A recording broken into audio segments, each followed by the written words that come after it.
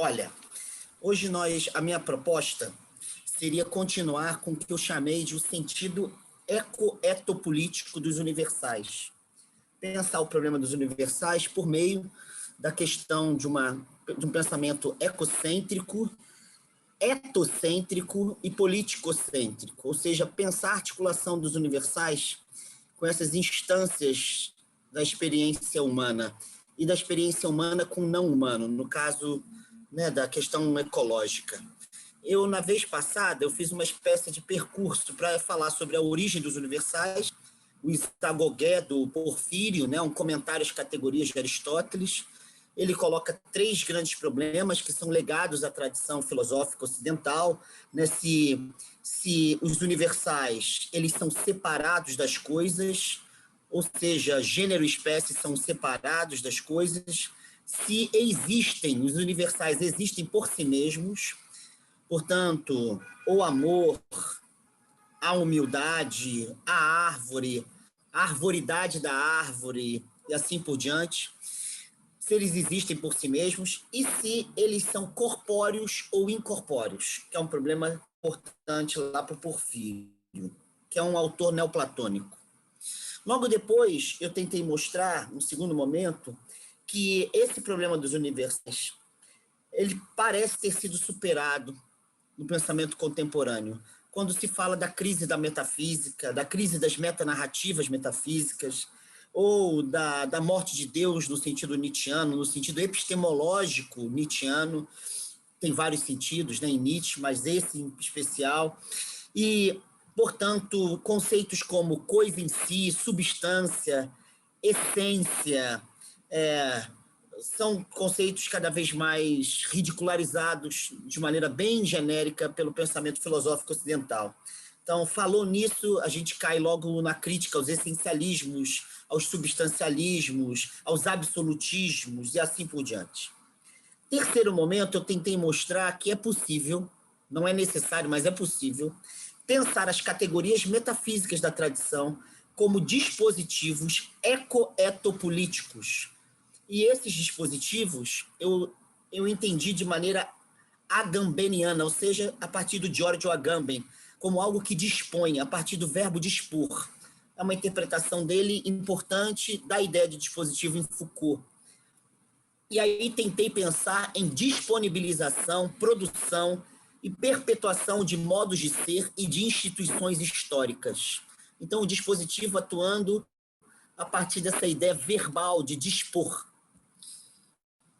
Logo depois, eu tentei mostrar que as categorias metafísicas, elas veiculam sentidos, sejam ecopolítico e éticos, está entrando a Bárbara aqui, que são substancializadores e identitários.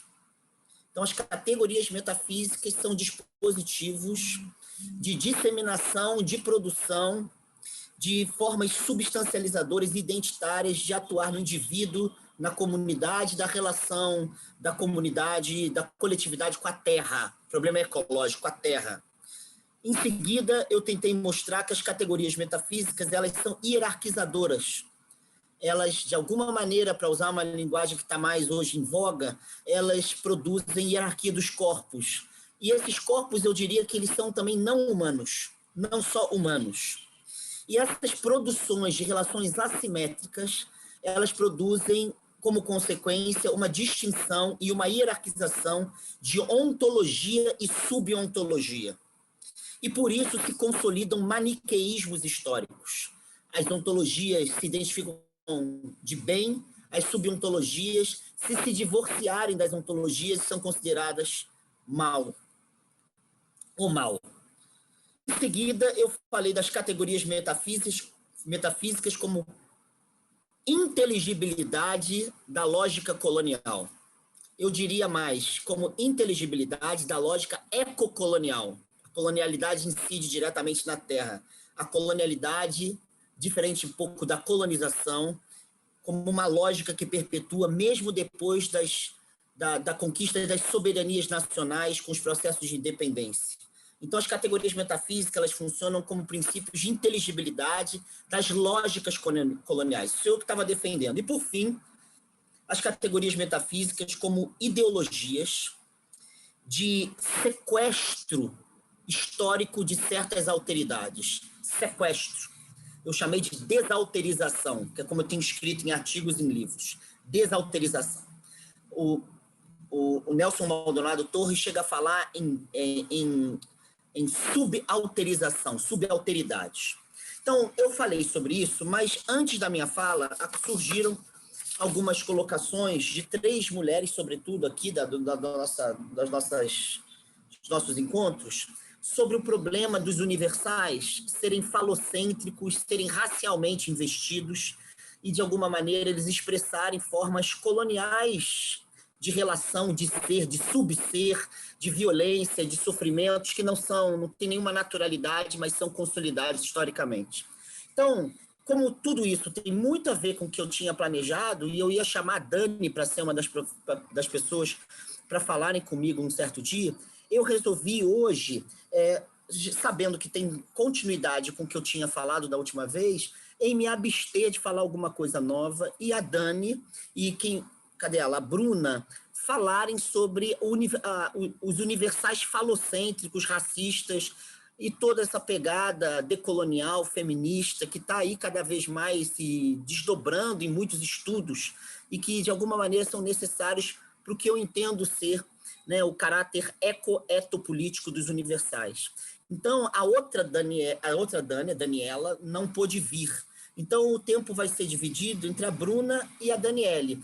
Na vez passada, eu tinha proposto que as duas falassem 20 minutos, a Daniela e a Bruna, e 40 minutos a Daniele, até por questão de justiça mesmo. Uma mulher negra, as outras duas brancas, que formam 40 minutos. Se quiserem manter essa mesma proporção, sendo que o tempo agora aumentou, 10 minutos para cada, vocês é que sabem, tá? Importante a gente ouvir vocês e depois ter o tempo para a gente perguntar e discutir um pouquinho o que vocês vão abordar. Pode ser, Dani? Bruna, pode ser? Tranquilo. Tá? Pode. Eu só vou perguntar para a Bruna se tudo bem eu começar, porque eu tenho que atender às 17. Claro, eu não sei como é que você se organizou aí. Não tem problema, não? Não. Tá. Bruna, falou que tudo bem, né, Bruna? Eu entendi assim. Desculpa, vai lá. Ai, obrigada, Lê. Gente, eu tô nervosa. Vocês estão me ouvindo? Mas é que nem o professor fala, né? A gente está se formando para ser mestre, pesquisador, então tem que falar, né? Então vamos falar. Bom, eu fiquei pensando muito no que compartilhar hoje, né? Mas eu acho que vale eu me apresentar, porque eu não conheço quase ninguém aqui e eu imagino que vocês também não me conheçam. Então, eu sou Daniele Silva Brito. Eu sempre gosto de me apresentar com o nome da minha mãe, e essa é uma marcação importante que eu fui fazendo conforme fui me desenvolvendo e me letrando dentro do feminismo, por entender que o nome da minha mãe ia morrer e as mulheres da minha vida são mulheres muito potentes, então por isso que eu gosto de usar o nome dela. Minha formação inicial é em psicologia. O meu orientador é o Alexandre, e muito de eu estar aqui é por causa dele. Essa experiência de estar aqui não é uma experiência que era palpável para mim, né? Era uma coisa que estava muito distante do meu horizonte, mas depois que eu encontrei o Ale, de alguma forma isso foi parecendo que ia rolar, e foi indo, quando pensou que não, eu estava aqui. Então, enfim, muito, muito agradecida por você no meu caminho, Ale, e feliz de poder estar aqui com vocês hoje. Fico pensando que a experiência de mestrado deve ser muito diferente do que é fora da pandemia, né? Fico pensando nas ideias que eu troco com o Dani aqui, mesmo se a gente se falar, e uma pena que ela não está aqui hoje, se a gente tivesse um boteco disponível, as coisas provavelmente seriam muito mais frutíferas do que estão sendo. Uma pena. Eu acho que mestrado deve ser muito mais que isso, mas vamos lá, né? É o que está rolando hoje. Eu pensando no que ia falar, eu tinha pensado em 3 autoras. Uma delas eu desisti, que é uma autora chamada Yeronke, que Marcinho, inclusive, estuda sobre ela também, porque ela fala sobre feminismo decolonial, só que ela vai trazer uma visão pautada na observação de famílias iorubás, que ela vai falar um pouco sobre a experiência das mulheres, a experiência das relações lá não ser pautada na divisão social do trabalho, né? Como é que escreve o nome? Ô, Marcinho, escreve aí para mim nos comentários o nome dela, por favor. Mas ela vai dizer um pouco que as relações lá, elas não são pautadas na divisão social do trabalho. A hierarquia ela vai acontecer pelos princípios de ancialidade, né? Ou seja, o mais velho na hierarquia ele está em um lugar superior, e também pela vinculação consanguínea. Então, o cunhado ou a cunhada, né, independente da experiência de gênero, ele entra já abaixo na hierarquia naquela experiência familiar. Então, não é que ela vai dizer que as questões para as mulheres não existem ali, mas que elas vão precisar ser pensadas de uma outra forma, que não como o feminismo tradicional costuma pensar, que é pela divisão social do trabalho. Só que para falar de feminismo, você tem que trazer um chão bom, que eu não vou ter como trazer hoje. Então, decidi não falar sobre ela, mas falar sobre outras duas autoras, que são autoras contemporâneas, né? Uma é a Grada Quilomba e a outra é a Lélia Gonzalez. Eu escolhi falar sobre elas porque elas vão pensar dois mitos gregos de um jeito diferente, né? Então, tem um jeito de pensar decolonialmente sobre esses dois mitos que eu achei interessante trazer aqui para a gente discutir. Então, não é que elas estão contrapondo esses mitos, mas elas estão propondo formas diferentes de interpretação, diferentes do tradicional. Então, o que eu vou trazer aqui da Grada é como ela pensa Narciso, só que necessariamente a gente vai ter que pensar Eco, Narciso e Eco, então, no modo como ela enxerga. E também o Édipo para Lélia Gonzalez, porque é isso, e não que elas estão contrapondo, mas que eu acho que tem uma reflexão interessante da gente discutir aqui. Eu vou tentar ser breve para ter tempo da gente trocar ideia. Então, a Grada Quilomba, eu não sei se vocês conhecem, mas ela é bastante famosa, né? O livro que eu me pauto é esse aqui, se chama Memórias de Plantação, Episódios de Racismo no Cotidiano. Mas o que eu vou trazer aqui não está no livro exatamente. Ela fez uma exposição, acho que foi em 2019, na Pinacoteca, e tinha algumas instalações lá em vídeo. Uma das instalações era essa exposição dela se chamava Desobediências Poéticas, né? E uma das instalações se chamava Narciso e Eco. E nessa exposição dela, ela estava discutindo experiências relacionadas ao racismo, utilizando a arte, e ela, como em quase tudo que ela faz, parte de um olhar psicanalítico, né? Então, ela se diz uma artista interdisciplinar, por isso que eu acho importante não olhar só o que está escrito, né, mas também como ela se expressa no mundo para além da obra escrita dela. Então, provavelmente eu vou ficar um pouco repetitiva, porque eu vou ter que tentar narrar a história como ela narra nessa instalação, para a gente conseguir entender um pouco como é que ela está pensando essa interpretação de Narciso, para a gente pensar racismo e tudo mais. Acho importante dizer aqui também, antes de eu começar a falar, que eu sou uma pessoa que estuda racismo e relações raciais, né? Eu tenho uma série de informações voltadas para isso. E às vezes eu tenho a impressão de que as pessoas pensam que racismo você olha no dicionário o que significa e é isso, pronto, você já sabe o que é racismo, né? Mas esse é um campo de estudo vasto, tem uma série de autores e autoras. Dificilmente alguém vai conseguir ler tudo, né? E é um campo de estudo que ele tem desde autores clássicos da filosofia africana, por exemplo, poderia citar o Molefe Kett, o Cheikh Anta Diop, enfim.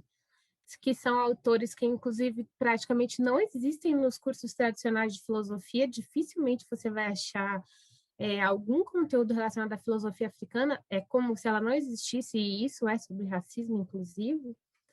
Até autores mais contemporâneos que a gente já conhece hoje, que inclusive tem aqui na Sementa, como aquele Mbembe, como hoje eu vou trazer a Grada, como eu vou trazer a Lely, enfim, mas esse é um campo vasto de estudos, e acho que isso é importante que se diga, porque fica parecendo, no mais das vezes, que eu quero que os meus estudos, eles são estudos muito pessoais, né?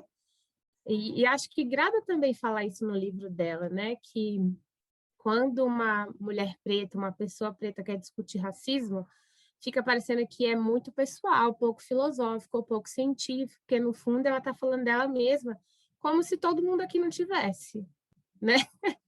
Então, alguém que está estudando teologia, por exemplo, isso necessariamente atravessa a história dela, né? Alguém que está estudando fenomenologia também isso atravessa a história dela. Nada está num vazio, assim como os meus estudos também não estão. Talvez, no meu caso, fique fácil para vocês verem porque eu sou preta, inegavelmente. Mas eu acho que é muito importante marcar isso, né? Que o racismo e as relações raciais, eles são um campo vasto de estudos. Que cada coisinha da qual a gente vai falar hoje poderia dar aulas e mais aulas. E não é só sobre a minha singularidade, é também, né? Mas tem muita coisa que se pode discutir filosoficamente a partir dessa questão. Mas então vamos lá. Vamos falar da instalação Narciso e Eco. A Grada, nessa instalação, ela gosta de pensar que ela está falando a partir da figura do griot. E o griot, na cultura africana, ele é a figura da contação de história, de alguém que tem muita sabedoria e que compartilha aquela história não só para a manutenção da história de um povo, para que ela se perpetue para as próximas gerações, mas também tem a questão dos ensinamentos, né? Então, é a partir desse lugar do griot que ela faz uma narração. Depois vocês podem até fuçar, acho que no YouTube tem vídeos clandestinos, mas tem. E ela escolhe uma entonação tranquila, uma voz mais grave, que é o jeito como ela decide incorporar a griot dela. Então, ela vai apresentando um Narciso, de pele perfeita, cabelo perfeito, que não amava ninguém, que gostava de receber atenção, que gostava de receber elogios, que atraía muitos amantes, só que para logo depois desprezar. Um Narciso que achava que ninguém era digno dele, nem da beleza dele. Então, ele ignorava todo mundo, né? Apesar de gostar de atrair para logo depois desprezar, tinha a marca, tinha essa marca de ignorar mesmo nesse movimento de atração, né? Aí ela vai dizendo lá que Nêmesis, a deusa do julgamento, percebeu o comportamento de Narciso e amaldiçoou ele, dizendo que ele só poderia amar alguém que nunca poderia amá-lo de volta, ou seja, a própria imagem. E aí, nesse momento, ela vai contando que não dá para contar a história de Narciso sem contar a história de Eco. E aí ela começa a se dedicar a contar a história de Eco, né? Então, ela vai narrando Eco como uma ninfa muito bonita, que vivia nas montanhas. Mas ela vai dizendo que, apesar de ser bastante bonita e tudo mais, ela tinha uma fraqueza que era gostar muito de falar. Então, ela falava muito, e além de falar muito, ela achava que ela tinha que ter a última palavra sempre, ela não gostava de ser interrompida, ela achava que tudo que ela pensava era melhor do que os outros, e ela seguia assim, seguia assim. Aí, a Grada vai dizendo que um dia, a Hera, que era a esposa de Zeus, ela estava desconfiada de que o Zeus estava se divertindo com as ninfas. E meio que ela tinha razão. Então, um dia ela seguiu Zeus. E aí a Eco estava lá nas montanhas, perto das outras ninfas, percebeu que a Hera estava querendo pegar Zeus, e o que que ela fez? Quando ela viu a Hera chegando, ela começou a envolver a Hera numa conversa, porque ela falava muito. Começou, tererê, tererê, tererê, tererê, e falava, falava, falava, falava, e a Hera achando tudo aquilo muito esquisito, mas ela ficou envolvida no papo da Eco, tererê, tererê, tererê, tererê, tererê, o Zeus ganhou chão, sumiu. Quando a Hera percebeu o que que a Eco estava fazendo, ela ficou muito furiosa, né? Se ligou que ela estava tentando proteger Zeus e conseguiu. E ela foi e amaldiçoou a Eco. A maldição foi: a Eco só poderia dizer as últimas palavras que ela ouvisse. E aí a Eco ficou desesperada, que não queria pegar aquela maldição de jeito nenhum, só que não teve jeito. Daí a Hera disse para ela: agora vai embora. E aí, na verdade, ela fala: agora vai, eu lembro dessa parte na instalação. E aí a Eco só consegue responder: vai, vai, porque a maldição já pegou, né? Aí a Eco foge triste, desesperada para a floresta e fica lá.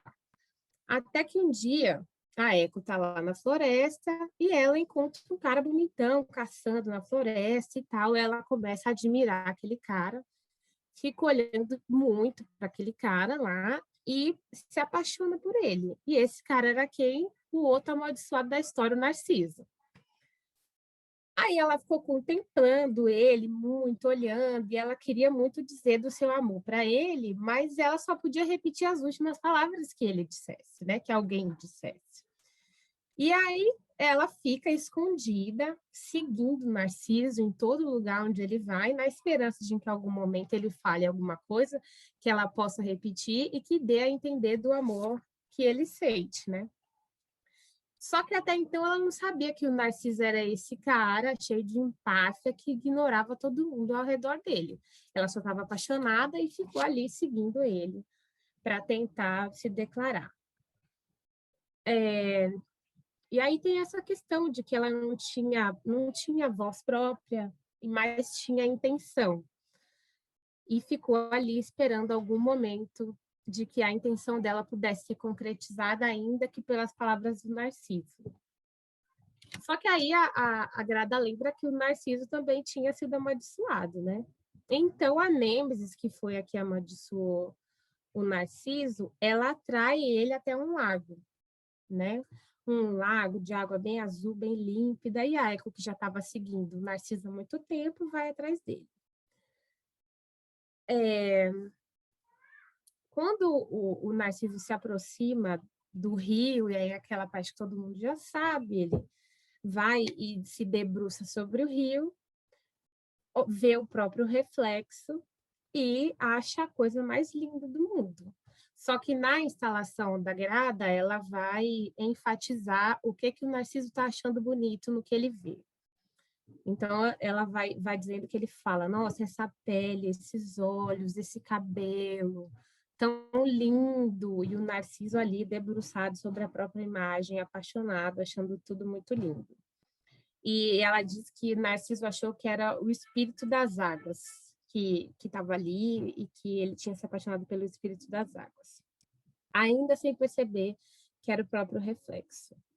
E a Eco, né, que já não tinha mais voz, ela permaneceu em silêncio, ficou vendo ali que o Narciso estava se apaixonando por ele mesmo, a Eco sabia, né? Aí o Narciso pegou e começou a tentar falar, né? Aí ele diz: quem és tu? E a Eco aproveita esse momento e só repete a última palavra, diz tu, que é só o que ela consegue falar. Aí o Narciso segue: nunca vi criatura tão bela, meu amor. Aí a Eco percebe uma chance e repete: meu amor, meu amor. Aí o Narciso tem certeza que tinha sido respondido pela imagem, né? E fala: venha comigo, meu amor. E a Eco aproveita e repete de novo: meu amor, meu amor. E se nessa hora ela se aproxima do Narciso. Só que o Narciso está ali tão focado na própria imagem, quando ele vê a aproximação da Eco, ele dá um empurrão nela e fala: sai daqui, eu jamais me envolveria com você. despreza ela completamente no momento que ela conseguiu se declarar. Aí ela vai embora, foge para as montanhas, é humilhada, ela se esconde lá e passa um tempão, ela vira pedra, e o que resta dela é essa voz que ainda repete as últimas palavras que escuta. O eco, né? Aí o Narciso, depois dessa situação de desprezar Eca, ele volta para o rio, isso tudo no modo como o Grada vai narrando, né? Ele volta para o rio para contemplar o amor e tenta beijar o amor, sorrir, encara, né? E vê que está acontecendo a mesma coisa, então ele acha que tem reciprocidade por conta de ser esse reflexo. Só que quando ele tenta dialogar, né? Quando ele tenta beijar, por exemplo, é quando a água se mexe e a imagem some.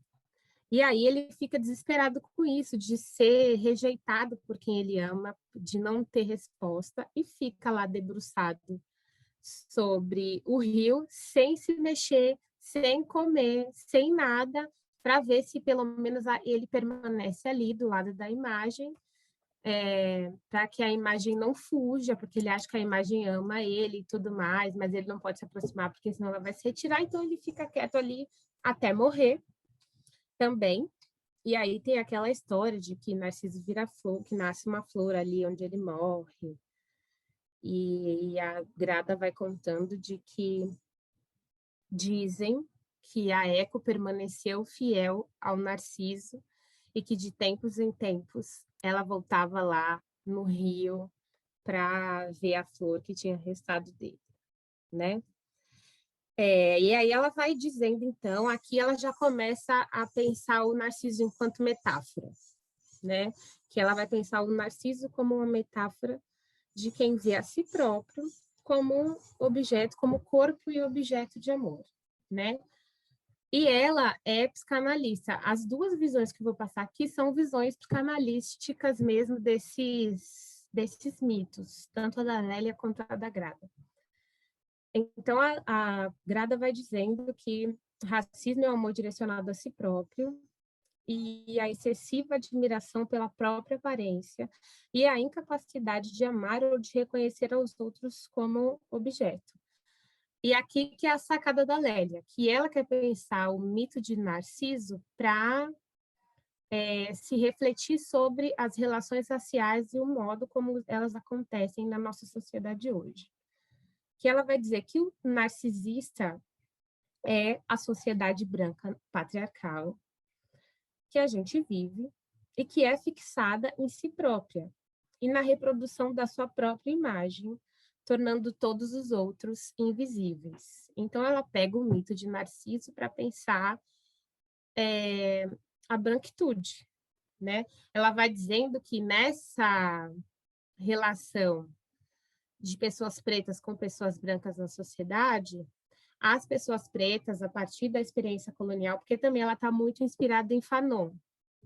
E o Frantz Fanon ele vai dizer que o período colonial criou subjetividades compartilhadas para pessoas pretas e pessoas brancas em razão da experiência colonial, e que a subjetividade das pessoas colonizadas é uma subjetividade que não consegue, das pessoas pretas especificamente, que o Fanon está falando, né, que não consegue aceitar a sua própria negritude, por isso coloca uma máscara branca com a intenção de tentar performar a partir de uma subjetividade branca que não vai acessar, e que pessoas brancas vão performando a partir de uma subjetividade do poder, né? De quem tem a influência, de quem dita o que é bom, o que é belo, o que é interessante, enfim, de quem coloniza.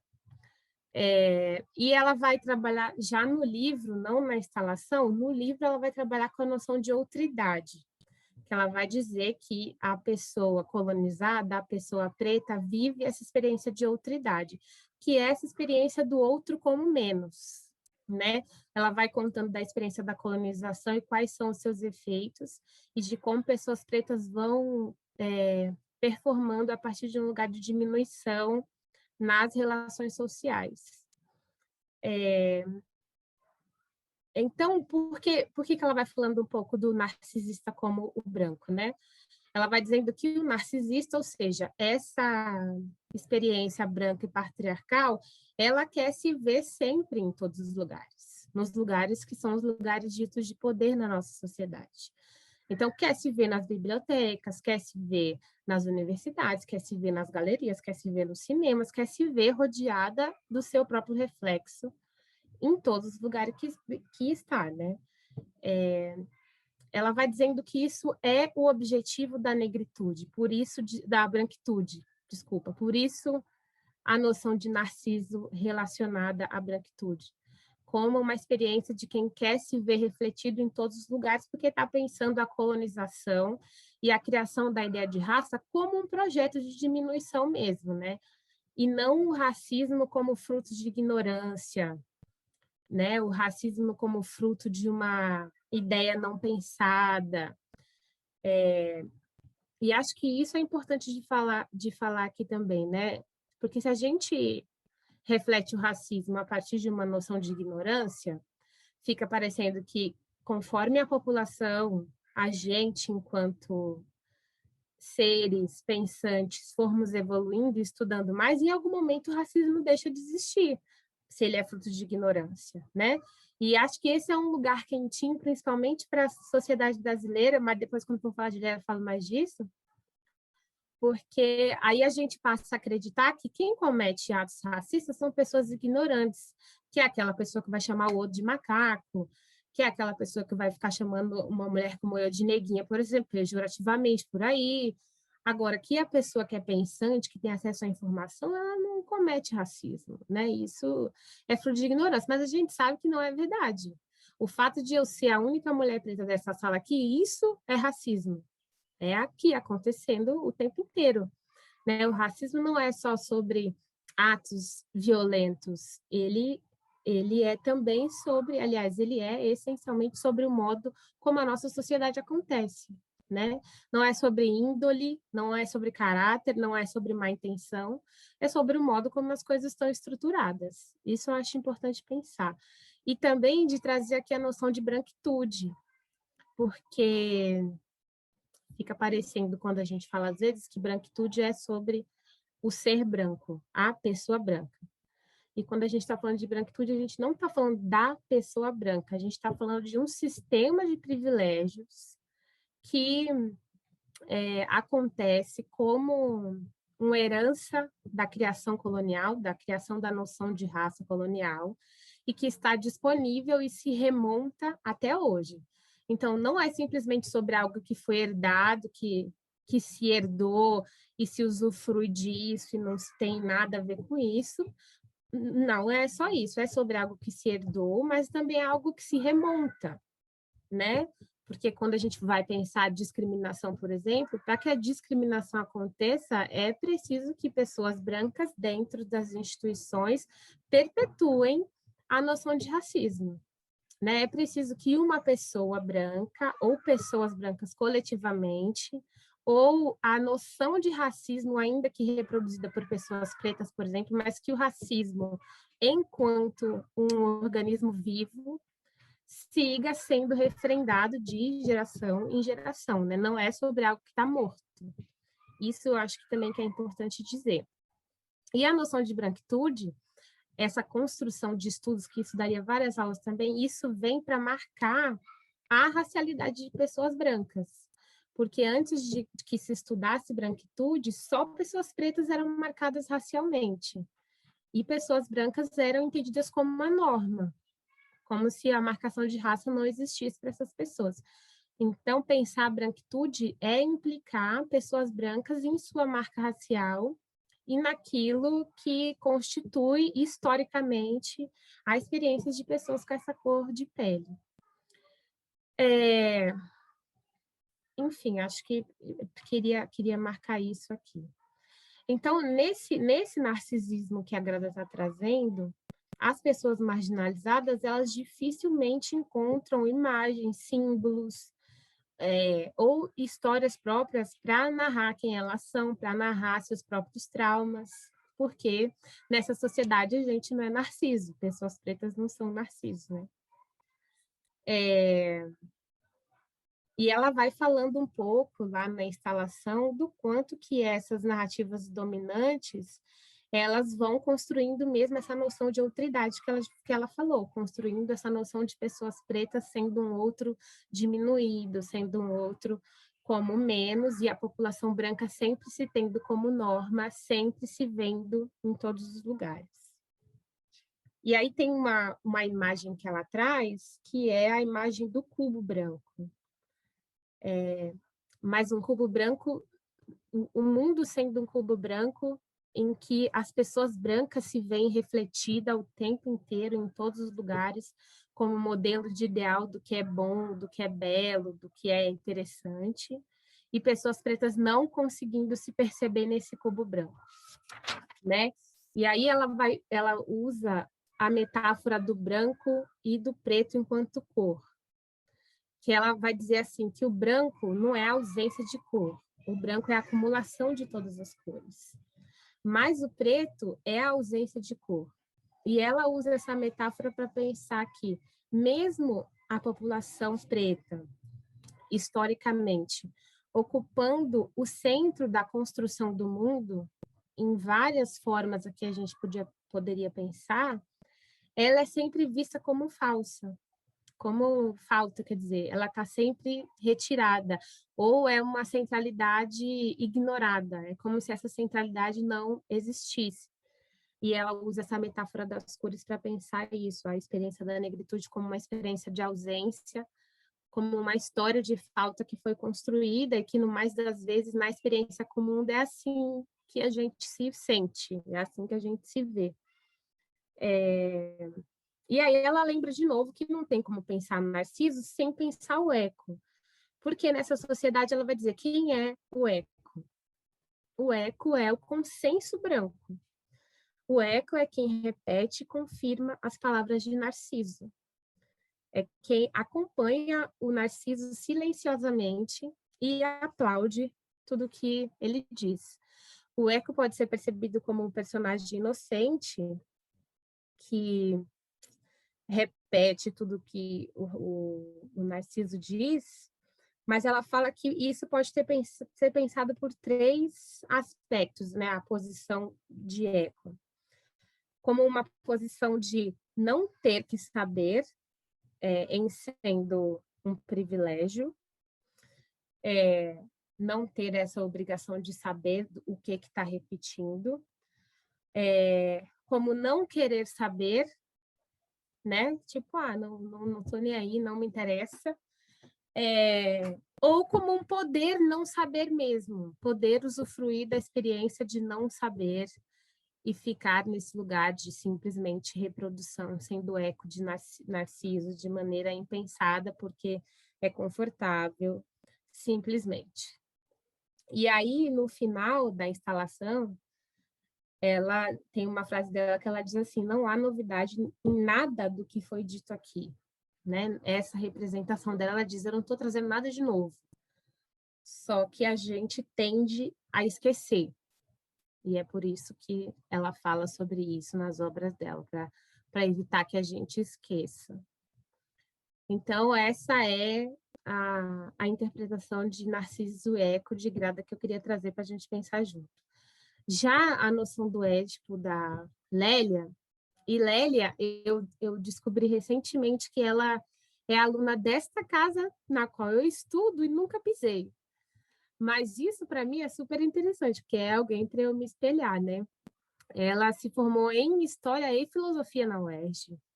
E tem uma produção linda, super subalternizada, mas uma produção incrível. Se você for ler os textos de Lélia, é de uma...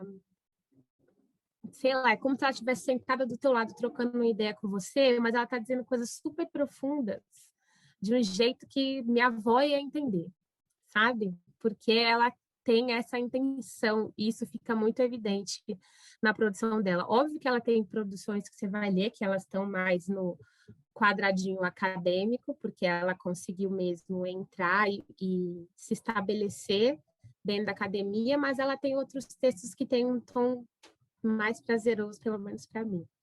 Esse que que ela está trazendo essa possibilidade de reflexão sobre Édipo é o racismo e sexismo na cultura brasileira, que é um texto de 84. Ela já tinha se formado na UERJ, que nem tinha esse nome ainda, era outro nome na época, por isso que eu demorei para atinar que era, que eu só vou ver depois. Então, nesse texto, ela vai tentar pensar 3 pontos, né? Que é como é que o mito da democracia racial colou, como isso foi possível que ele colasse aqui no Brasil. Porque ela está pensando a experiência das relações raciais no Brasil, nesse texto. E a experiência de gênero também. Então, ela se pergunta como é que colou o mito da democracia racial aqui no país, o que esse mito oculta e como que a mulher negra aparece nesse discurso. E aí ela vai trabalhar com a noção de racismo como uma neurose cultural brasileira, né? De novo, a psicanálise está presente nessas reflexões aqui. E aí ela vai pensando a mulher negra e pensando a experiência do racismo junto com a experiência de gênero, ela vai pensar a mulher negra em três estereótipos, vamos dizer assim, né? A UERJ, a Universidade do Estado do Guanabara, é isso, é verdade. Então, ela vai pensar 3 noções, assim, da mulher preta, né? Uma é a noção da mulata, a outra é a noção da doméstica e a outra é a noção da mãe preta, que é por aqui que ela vai pensar o Édipo.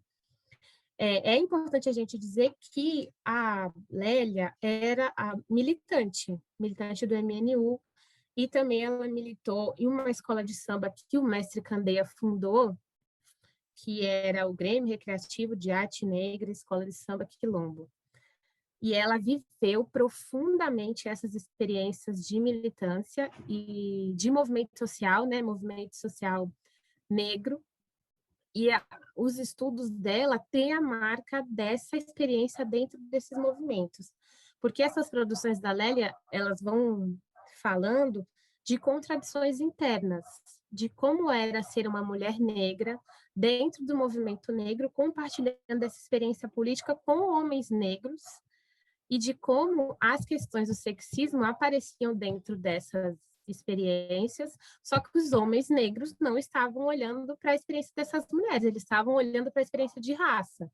E ela, com as outras mulheres negras, vivendo ali aquela efervescência do movimento social, olhava e falava, cara, mas fica uns buracos aí, né? Tem umas coisas que não explica, se a gente for olhar só para a questão de classe, interseccionada com a questão de raça, um monte de coisas sobre nós a gente não discute, a gente não fala sobre isso, a gente não escreve sobre isso, e de alguma maneira os nossos problemas ficam invisibilizados. E aí ela encontrou resistência, óbvio, ali, mas foi essa mulher que começou a escrever sobre isso. Então a Lélia é quem inaugura as discussões sobre interseccionalidade quando isso ainda nem tinha esse nome, né? A partir da experiência dela ali, ela já estava pensando e discutindo sobre isso. E aí ela traz a frase de um psicanalista chamado Miller, que é um cara que eu nunca li nada sobre ele, mas ela traz uma frase desse cara, que aqui eu trago um pedacinho, porque é a partir dessa ideia muito que ela constrói a narrativa dela nesse texto. Então, o trechinho eu vou ler aqui para vocês. Ele diz: psicanálise e lógica. Uma se funda sobre a outra, uma se funda sobre o que a outra elimina. A análise encontra seus bens na lata de lixo da lógica, ou ainda, a análise desencandeia o que a lógica domestica.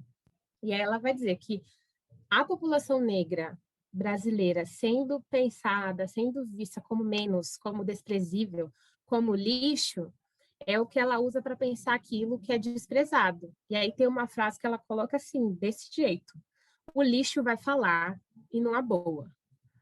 E é nesse tom que ela escreve esse texto dela, que ela vai criticar o racismo sendo entendido como natural e que a miséria do negro também é naturalizada a partir de algumas justificativas do que é entendido como as qualidades da pessoa preta. Então, a pessoa preta, ela é lida como irresponsável, como incapaz, como sem possibilidade de construir intelectualmente, como infantil.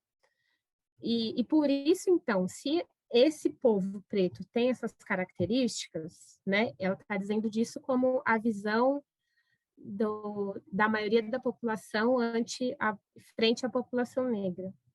Então, se esse é um povo que tem essas qualidades, é um povo que então que é natural que a polícia persiga, que não consiga trabalho, né? E aí vai se naturalizando essa ideia de geração em geração. Então, nesse sentido, também é natural que a mulher negra, e aí que ela já volta para pensar as questões de gênero, ocupe sempre esse lugar da cozinheira, da faxineira, da servente ou da prostituta, porque ela tem características que combinam com isso, né, no pacto social. E aí, para explicar um pouco esse mito da democracia racial, ela vai falando de dois paradigmas, o paradigma da consciência e do paradigma da memória. O paradigma da consciência, ela vai descrevendo como a consciência como desconhecimento, como encobrimento e até como o saber em si, né? O saber da consciência é esse saber que não conhece. E o paradigma da memória a memória é o saber que conhece, é a emergência de uma verdade que acaba se estruturando como ficção. Então, aquilo que se lembra vai se estruturando como mentira, mas, na verdade, está dizendo sobre os fatos. Então, ela vai dizer... Dani, travou aí. Oi, tá ouvindo? Agora Então, na consciência brasileira, né, na estruturação da experiência brasileira, a consciência exclui aquilo que a memória tenta incluir o tempo inteiro. Então, o discurso dominante, ele é o discurso da consciência, porém, a memória, ela vai dizendo que a memória ela tem uma astúcia, e ela aproveita os vacilos do discurso consciente para aparecer. Ah, não, imagina, Casanova, vai lá, bom trabalho para você. Então, ela vai pensar discurso e memória como uma dialética que estrutura a consciência, a formação da consciência do povo brasileiro, que é o que estrutura o mito da democracia racial. E aí aqui ela vai trazendo aqueles 3 estereótipos da mulher preta que eu falei lá no início. Então, ela fala do carnaval como cenário, para trazer a figura da mulata. Então, a mulata é entendida como a gostosa, a rainha, a deusa do samba, venerada por todos os homens, né? E que naquele momento, nessa cena do carnaval, ela é uma figura máxima, né? Ela é desejada sexualmente, mas também ela é vista como alguém que tem muita valia. Todos os holofotes estão ali desde sempre, de toda a mídia, de toda a imprensa, tá todo mundo olhando para a cena do carnaval e para a figura da mulata como uma das figuras centrais ali. E aí ela diz que essa cena da mulata, a figura da mulata nessa cena do carnaval é uma cena que endossa o mito, né? Porque o mundo olha e vê aquela mulher preta ali em uma experiência de endeusamento, né? Só que o que o mito nessa cena da mulata no carnaval esconde é o outro lado desse endeusamento, que o que ela vai dizer é que a mesma figura da mulata na cena do carnaval é a figura da doméstica na cena do cotidiano. Então, é aquela figura que é explorada, que é violentada, que não tem protagonismo nenhum, que é vista como nada pela sociedade. Então, ela vai trazendo a figura da mulata e da doméstica como a mesma figura, a mesma representação que é modificada dependendo do contexto. Então, se estiver no contexto do carnaval, é a mulata, a musa, a deusa maravilhosa. Se estiver no contexto do cotidiano, ela é a doméstica explorada. E ela vai dizendo que o mito da democracia racial esconde isso. Quando vai dizendo que somos todos iguais, que todos temos o mesmo direito, que aqui é essa miscelânea cultural maravilhosa, parará, parará, isso fica escondido. E aí, o que ela vai dizendo mais para frente, para falar da mãe preta, é que a figura da mulata e da doméstica elas juntas, elas são um engendramento que constrói a figura da mucama. Que se a gente for pensar a figura da mucama no período colonial, ela é essa figura que evitava que a mulher branca da Casa Grande fizesse todo e qualquer serviço doméstico. Então, ela cozinhava, passava, lavava e também era estuprada e prestava serviços sexuais ao marido. Ela fazia tudo, toda e qualquer tarefa da Casa Grande era a mucama que fazia, né? E aí ela vai dizendo, por exemplo, que no dicionário, quando você vai olhar o que significa mucama, vai dizer da prestação de serviços no período colonial, mas não vai dizer sobre a prestação de serviços sexuais, né? E ela diz que esse é um ocultamento importante do mito. E por isso que a figura da mulata é essa figura do engendramento da doméstica e da figura da mucama, desculpa, é o engendramento da mulata e da doméstica. Porque na sociedade brasileira, até os dias de hoje, a mulher preta é observada a partir dessa experiência, daquela que é hipersexualizada, daquela que é a que limpa, né? Então, eu, por exemplo, 2021, estou na minha casa, abro o portão, o vendedor de, sei lá, pano de chão. A dona da casa tá? Pergunta para mim. Aí eu falo, pois não. Ele não sabe onde enfiar a cara, mas é uma experiência de racismo, obviamente, que está acontecendo ali. Por quê? Porque não existe um imaginário social que me conceba morando na casa que eu moro, né? E acho que é isso que um pouco que a Lélia está tentando trazer quando ela fala da figura da mucama nesse engendramento. Só que a mucama, além de ser essa figura que prestava os serviços sexuais e que cuidava da casa, ela era também quem cuidava dos filhos, né? Dos filhos dessa mãe branca que botava no mundo, mas era a ama, a ama de leite que cuidava dessas crianças, né? Então, é aqui que a Lélia começa a falar da neurose cultural brasileira, a partir dessa figura da mucama. Então, eu tive que fazer esse caminho todo para explicar isso para vocês. Óbvio que no texto está muito melhor, mas o que ela vai falar aqui? Ela vai falar de neurose, explicar o conceito dela lacaniano de neurose, que é dizendo que o neurótico ele constrói modos de ocultamento de um sintoma que liberam ele da angústia de entrar em contato com aquilo que ele está recalcando. Por isso ela vai pensar o Édipo. O Édipo, como ele é pensado tradicionalmente, né, que eu aprendi mó tempão na minha formação, nem lembro mais direito, que a gente vai ouvindo aí no dia a dia, é do menino da menina que se apaixona pela mãe, não é isso? E aí, de alguma maneira, esse apaixonamento ele não pode acontecer porque tem um tabu social que, né, o tabu do incesto, que impede que essa relação aconteça, e aí, de alguma forma, você, ao longo do seu desenvolvimento, tem que lidar com isso. O que a Lélia vai pensar, vai dizer desse Édipo? Ela vai dizer assim, ó, se quem cuidou dessa... E aqui ela está pensando o homem branco, ela está pensando as relações desse lugar branco patriarcal. Então, ela está falando desse menino branco, de um homem branco que foi criado por uma mulher preta. E pensando o homem, por que ela está pensando o homem branco? Porque ela está pensando que a gente, enquanto sociedade, não superou o patriarcado, né? Então, que a nossa Constituição ela é pautada no patriarcado necessariamente. Por isso que nesse Édipo ela está pensando o homem branco.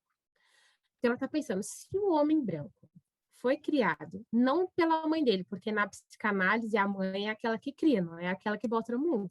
É aquela pessoa ali, aquela figura que vai prestar os cuidados. Então, se esse homem branco ele foi criado, na verdade, por essa por essa mãe preta, o Édipo brasileiro branco patriarcal acontece em relação à mulher preta. É um desejo proibido pela mulher preta. Só que ela vai falar de um desejo duplamente proibido.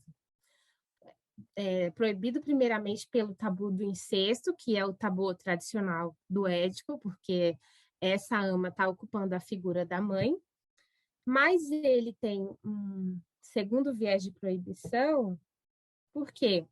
Porque o racismo também não permite a construção dessa relação de maneira não violenta, por conta do que a gente tem de experiência da colonialidade que está presente na nossa formação, que estava e está até hoje. Então, que ela vai dizer que esse desejo é negado, ele é sublimado, que é o que se fala em psicanálise, e ele aparece como? Ele aparece nos mecanismos de racismo que a gente vê aqui no Brasil. Ele está explícito na maneira como a gente se relaciona. Esse Édipo não cuidado, não discutido, não analisado, ele vai se expressar naquilo que a gente chama de racismo estrutural. Então, a neurose brasileira, que a Lélia está chamando, é o que a gente discute hoje sobre racismo estrutural.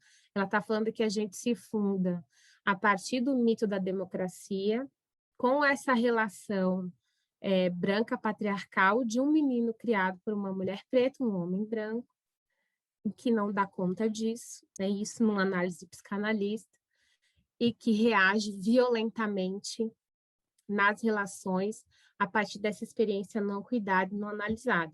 Por isso que a Lélia vai dizer que o caminho é que se discuta sobre isso, que se fale sobre isso, que esse desejo, esse racismo não, essa experiência não cuidada deixe de ser tabu, para que a gente finalmente possa caminhar em direção à dissolução disso. E é isso, gente, que eu trouxe para a gente pensar junto aí. Obrigado, Dani. Depois da apresentação da Bruna, as pessoas perguntam. Pode ser? Legal? Bruna, cadê você? Eu acho que a Dani precisa sair. Ela comentou que precisava sair. Sim, desculpa, verdade. Dani, você quer responder agora? Desculpa mesmo, eu me esqueci. Você atende às 5, não é isso? Atendo às 5. Tá, legal. Mas, então, alguém gostaria de perguntar alguma coisa para a Dani, para passar para a Bruna? O Tito. Oi, eu podia perguntar? Pode, se eu puder responder. Olha, muito bacana, obrigado. A Lélia Gonzalez eu também estou começando a achar ela muito incrível. Eu não sabia que ela era da UERJ. Você sabe quando é que ela fez a graduação? Anos 60, por aí? Anos 70, eu acho. 70, porque ela tem uma tá. formação anterior à da UERJ. Tá. Eu queria saber, por relação ao primeiro mito grego, porque o Édipo, ele é apresentado nos contos latinos e também pela Grada, é muito legal, né? É incrível a Eco que responde as últimas Édipo palavras. não, Narciso, né? Narciso, desculpa, Dani. Não, imagina. É muito bacana ver aquela mecânica, aquela beleza toda. E tem algo de vergonhoso, de absurdo nele. Enquanto que isso que você convida a pensar, desse absoluto do mundo branco, ele para si mesmo não tem nada de vergonhoso. Mesmo Narciso fica louco de tentar se beijar seu reflexo e de desaparecer. Esse mundo branco podia continuar muito, muito tempo. Eu estou perguntando só porque é uma imagem muito forte, né? Para pensar a visualidade e a fala que se tem dominante, né? E você acha que, no fundo, esse mundo branco se incomoda consigo mesmo? Hum.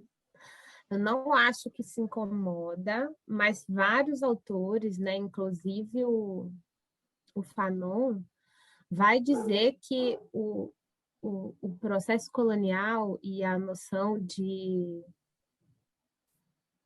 a experiência de desumanizar o outro, que é a experiência que aquele que ocupa o papel do colonizador vive, ela é também sobre se desumanizar, em várias medidas, né? Então, se a gente for pensar em termos psicanalíticos, não está no consciente, né?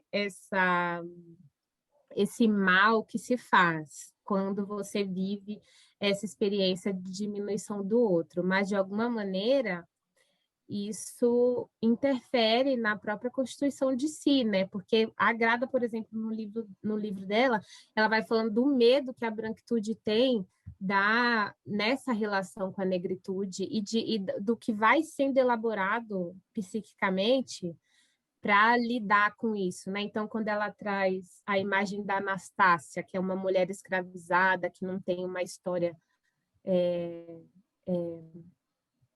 que é consenso, cada um contou uma versão diferente, não tem uma história oficial, mas ela vai dizendo, quando ela vai falando da máscara em si, que a máscara inicialmente ela foi usada para evitar que as pessoas pretas comessem o milho na plantação de milho, né?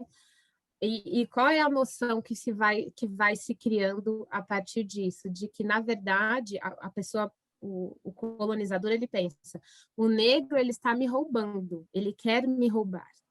Então, para impedir que ele me roube, eu coloco essa máscara nele. E aí, na verdade, ele, de quem está diminuindo, de quem está colonizando, ele vira aquele que está sendo oprimido, porque ele, na verdade, que está sendo extraído de algo que é seu, porque essa pessoa negra está querendo roubar ele.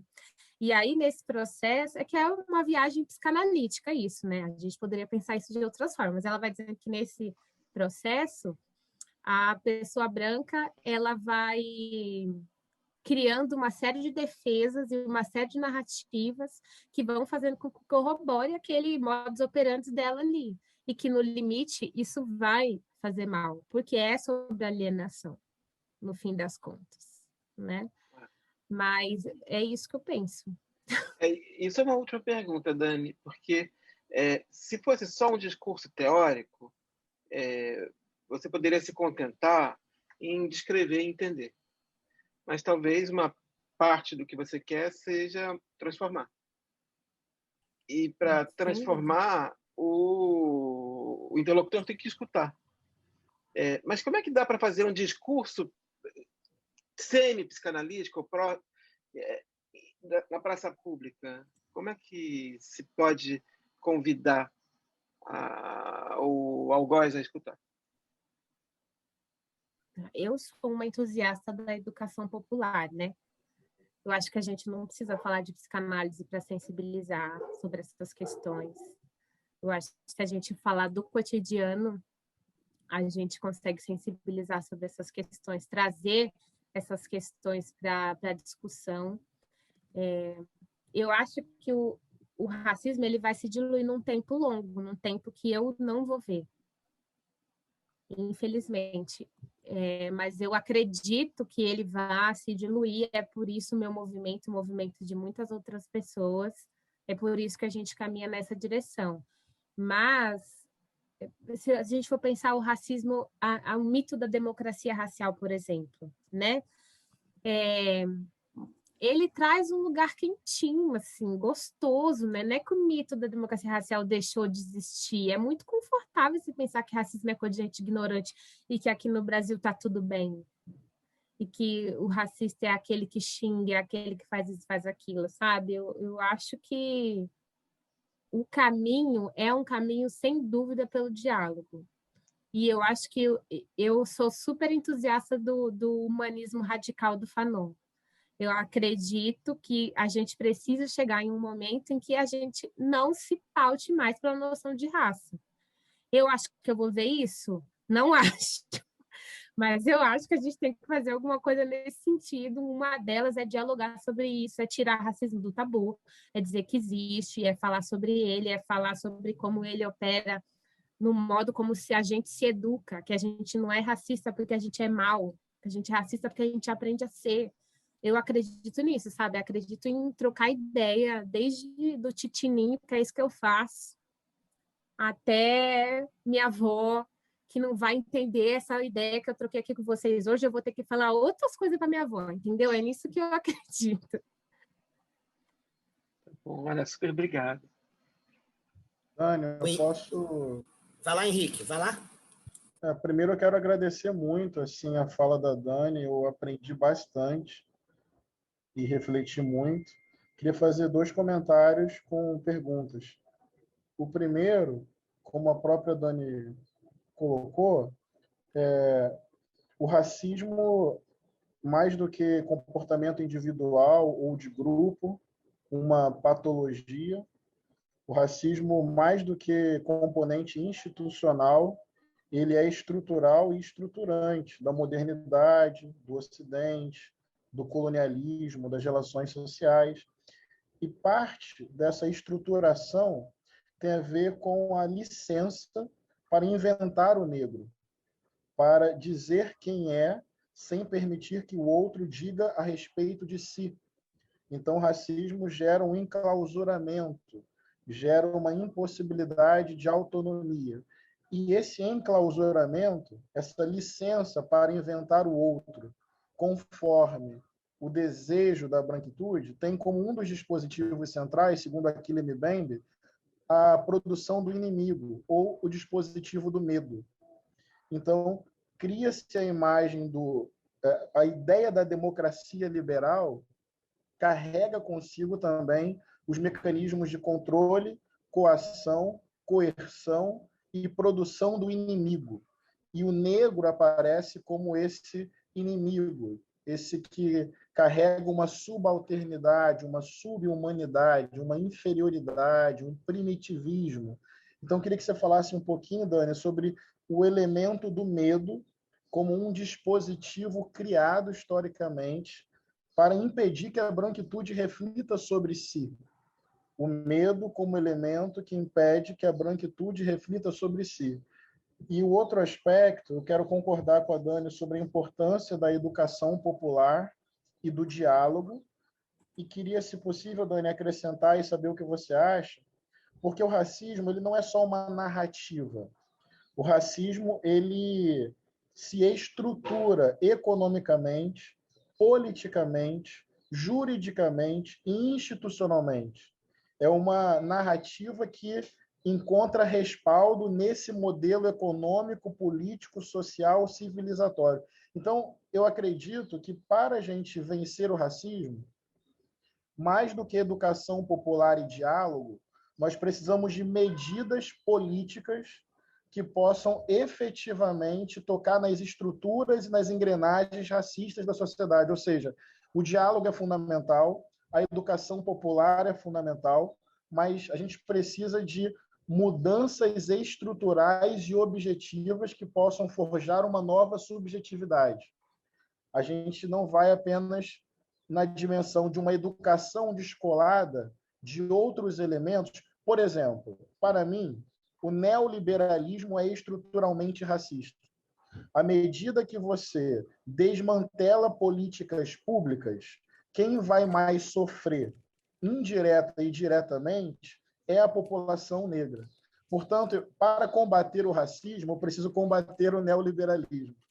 A subrepresentatividade de negros nos espaços de poder é um elemento de produção e reprodução de racismo. Portanto, eu preciso de mais representatividade negra, ou seja, eu estou querendo dizer que, além da educação popular, e queria que você me falasse sobre isso, da importância de medidas políticas, econômicas, dos dispositivos jurídicos, o que é o encarceramento da juventude negra, o que é a lei de drogas no Brasil hoje como dispositivo jurídico penal de criminalização da pobreza, gestão social da miséria e penalização dos corpos negros. Portanto, quero levantar a tese de que, além da educação popular, nós precisamos de transformações objetivas nas engrenagens sociais que são estruturalmente racistas.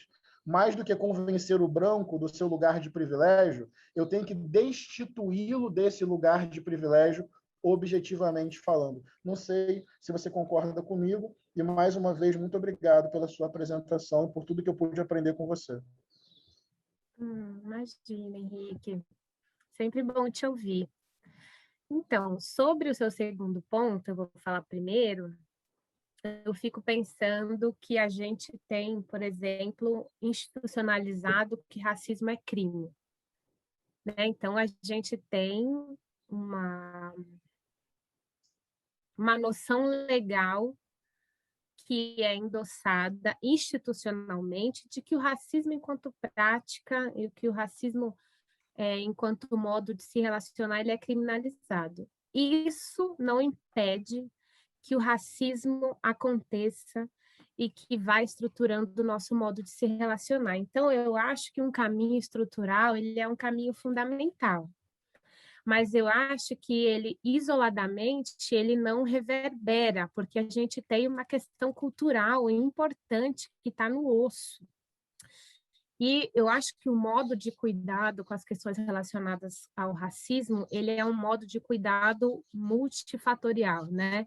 Ele precisa de intervenções de diversas frentes diferentes para que a gente possa ter, no longo prazo, alguma possibilidade de mudança. E é no longo prazo mesmo. Por isso, eu concordo com você que, em sendo racismo estrutural e estruturante, pensando a gente enquanto uma instituição Brasil, não tem como não pensar o caminho da legislação, o caminho das estruturas institucionais mesmo, e do quanto que é importante que nós estejamos lá. Mas aí é isso, você trouxe o neoliberalismo, por exemplo. A gente hoje em dia, Henrique, tem feminismo negro neoliberal. Verdade, verdade. Então, a representatividade pela representatividade, ela não move no balanço estrutura. Sim. Então, a gente tem aí que atacar em várias frentes, sabe? Eu fico pensando, eu evidencio a educação popular porque eu acredito em educação como uma estratégia de geração de cultura, de criação de um modo de se refletir, se relacionar com o mundo a partir daquilo que você aprende.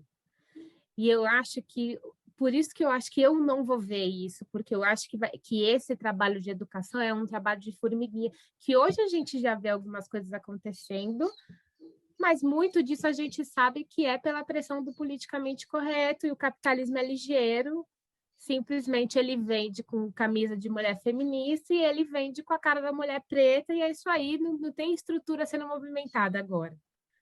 Né? O que tem é uma pauta em voga. Então, eu concordo contigo que o caminho de mexer institucionalmente nas estruturas é um caminho importante, mas ele sozinho, nem o caminho de mexer nas estruturas, nem o caminho da representatividade vazia, ele não muda as coisas, mas eu acho que esse é um debate para ser feito com quem tem muito letramento, porque se essa fala minha aqui for tirada de contexto, dá merda, né? Não estou dizendo que representatividade não é importante, mas estou dizendo que representatividade vazia não ressoa, entende? E que movimentos institucionais acontecendo unilateralmente também não vão ressoar, na minha humilde opinião. E sobre o medo como elemento que impede pessoas brancas de pensar sobre si, é isso que você perguntou, né? O medo que é construído a partir da visão estereotipada da pessoa preta ou da negritude, impedindo a pessoa branca de se pensar. É isso que você falou? Eu entendi. Talvez não propriamente impedindo, mas sendo um obstáculo, né? O medo. Olha, eu acho que o medo é um negócio muito profundo que a gente precisa de tempo para falar sobre ele, né? Não sei se eu conseguiria te dar uma resposta decente assim tão rápido, mas se a gente for pensar o racismo como um produto colonial, como algo que foi elaborado para que seja assim, ou seja, um projeto de Isso. sucesso que funciona até hoje. Eu não sei até que ponto. Eu concordo contigo que tem um medo aí, porque há uma polissemia sobre o nascimento do racismo. Se a gente for pensar as linhas de pensamento que vão dizer que ele nasce na era glacial por conta de disputa territorial, não necessariamente ele vai ser um produto colonial, mas um medo da autodestruição. Então, para você não ver o seu povo se dizimar, você luta contra o outro e a noção de raça vai se constituindo a partir dali, porque um povo tinha uma cor, outro povo tinha outra, e na disputa territorial essa marca epidérmica vai saltando.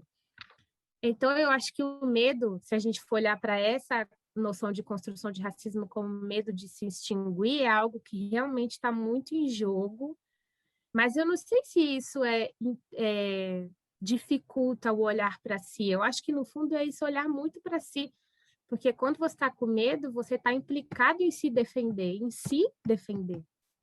Na verdade, Dani, eu concordo com você e eu só quero deixar evidente que esse medo, ele é um dispositivo que faz parte desse projeto. Ah, sim.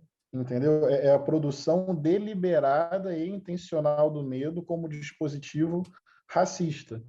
Então, Sim. tô pensando nesses termos, entendeu? É você criar a imagem do inimigo para Tá. poder coisificá-lo, estereotipá-lo, dominá-lo e justificar a sua subalternidade. Então, estou pensando o medo como parte do projeto colonial racista. Eu concordo contigo. Eu acho que desde da pseudociência eugenista, Isso. é isso aí que está no rolê, né? Exatamente. É justificar, tornar científico, tornar plausível a diminuição dos nossos corpos. Então, concordo totalmente contigo. Acho que sim, acho que está no projeto. Obrigada, hein? Obrigado, Dani. Obrigada a você. Eu nem acredito que eu estou fazendo aula com esse homem, gente. Eu escuto Princípio todo dia de manhã, meu querido. Você não está entendendo. Vocês já ouviram Princípio? Se vocês não ouviram, vocês têm que ouvir a música de Emicida, em que este homem Henrique está lá. fala maravilhosa. Vocês têm que ouvir. Esse homem é incrível. Um comentário muito rapidamente. Está no seu horário já, né? Não, pode falar. Eu queria agradecer muito, assim, a sua contribuição. Eu me formei na UERJ, né, em Direito, e depois eu fiz um mestrado em Teoria e Filosofia do Direito, e comecei a estudar filosofia e não parei. Então, assim como você também, eu vim de uma outra área. Mas eu tive uma experiência muito transformadora e fantástica, porque eu trabalhei um tempo com a advocacia popular, né, a questão dos direitos humanos, fiz uma crítica, inclusive, à questão dos direitos humanos, e comecei a fazer um trabalho de formação política com um grupo muito interessante, que é um grupo de advogadas da UAB, que é o grupo de trabalho das mulheres, das advogadas negras, né? E as demandas são muito mais complexas. E, por exemplo, essa questão da constituição do racismo, né, institucionalizado, e que também estrutura, por exemplo, eu vi uma transformação fantástica, por exemplo, aqui no Rio de Janeiro, por exemplo, em relação às mães que são vítimas de violência do Estado, né, que perderam seus filhos, que sofrem um racismo cotidiano. E graças ao projeto do GT, das Mulheres Negras, é que nós conseguimos, dentro da OAB, colocar lá um debate, incluindo Bell Hooks, incluindo outras mulheres, né, que trabalham essas questões. E até fiz um comentário ali, acabei não colocando que o feminismo é para todo mundo, foi que eu aprendi com a Bell Hooks, que ela estava dialogando ali comigo, né, com outras mulheres de outras etnias, e que a gente precisava debater a questão do racismo, né? Eu estou estudando agora ontologia, questões que, enfim, eu estou trilhando esse caminho, mas eu, assim, me disponho a gente trocar e-mail, debater, tá bom? Obrigada. Claro, Aline. Obrigada a você. Vamos sim. Já que é o que está tendo, né? Não tem boteco, mas tem e-mail. Então, estamos juntos. Muito bom, Dani. Mais alguém? Dani, já que tem a ver com a sua pesquisa, o texto que o Henrique estava citando, ele pode até confirmar, é dessa tradução nova da N- Políticas da Inimizade, do Achille Mbembe. E a gente até está se comunicando aqui pelo WhatsApp agora, e eu acho que tem a ver com o que você quer pesquisar. Agora que eu me lembrei, ele estava falando, né? Eu me lembrei de alguns capítulos, não é isso, Henrique? É esse e o Crítica da Razão Negra também. Da razão negra, o problema do medo, isso aí. Mas, legal. Não, porque a Dani tem uma pesquisa que é próxima à sua, só que a sua tem a ver com teologia negra e tal, mas ela tem uma outra pegada, mas tem elementos comuns aí para vocês discutirem bastante. Vamos falando então, trocando ideia. Henrique, meu sonho, meu filho. Se você me der uma atenção, eu tô aqui, ó, querendo. Vamos sim. Obrigada. Bom. Mais alguém quer perguntar para a Dani?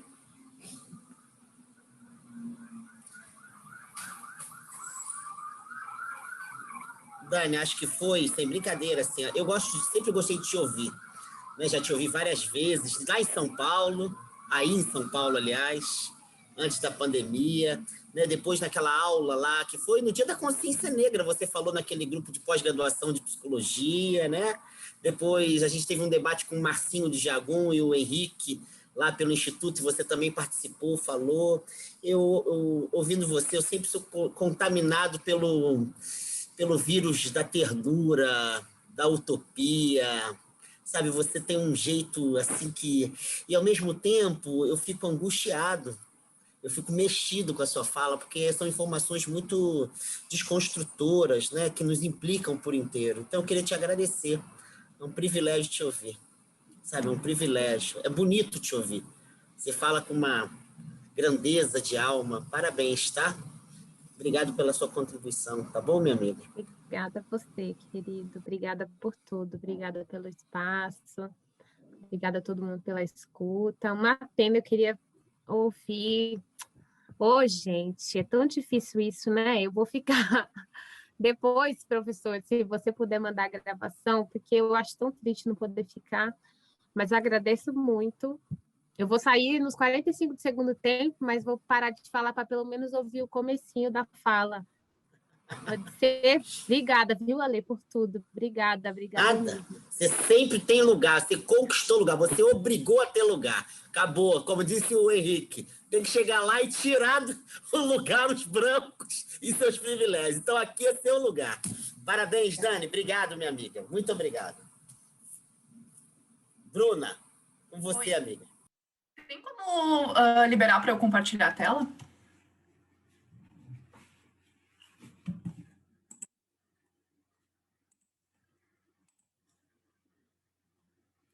Acho que deu aqui. Deu? Como é que eu arrumo isso aqui?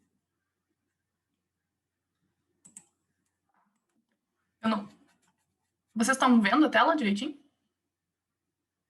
Tá. Tá, não botei um título, então... diferente a apresentação da Dani foi muito incrível, assim, adorei a fala que ela trouxe. E fiquei com medo da gente trazer alguma coisa repetida, assim, então tentei trazer autoras que eu achei que as colegas não iam trazer para o debate. Eu vou me apresentar também, então, né, já que vocês falaram que se apresentar é importante. Meu nome é Bruna, eu venho da Universidade de Pelotas, e minha primeira apresentação na UERJ, estou bastante nervosa, porque o pessoal novo, primeira imagem que eu vou passar para vocês, né?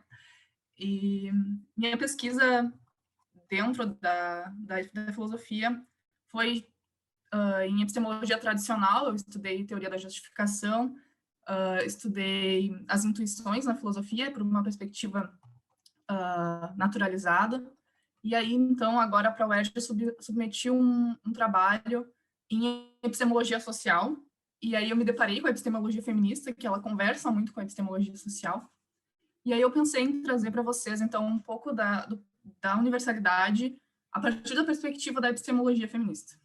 Então, para apresentar para vocês, eu vou trazer um pouquinho o que é epistemologia feminista, depois como é que a universalidade ela se apresenta dentro da história do feminismo, e fechar um pouquinho, fechar assim com a ideia da teoria do ponto de vista. Então, a epistemologia feminista ela surge como uma crítica feminista à ciência, que ela chama a atenção para a teoria do conhecimento e aquelas coisas que são distorcedoras e nocivas, os estereótipos de gêneros que são nocivos para a teoria do conhecimento.